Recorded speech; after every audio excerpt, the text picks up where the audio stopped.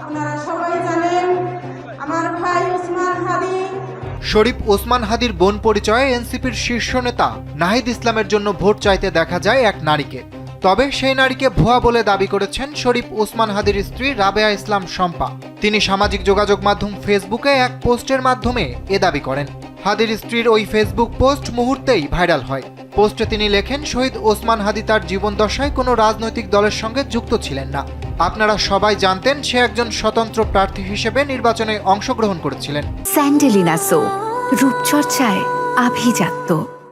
তাই আশা করব কোনো দল তার নিজ স্বার্থে শহীদ ওসমান হাদির নাম ব্যবহার করবেন না। সবাই তার আদর্শ ব্যবহার করুন, তাতে আমাদের কোনো বাধা নেই।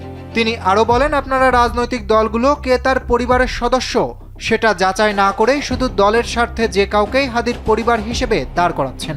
ওসমান হাদির পরিবার এবং ইনকিলাব মঞ্চ থেকে আমরা সব সময় বলে এসেছি, কোনো দল দেখে নয় বরং যোগ্য প্রার্থী দেখে আপনারা ভোট দিবেন, সে যে দলেরই হোক।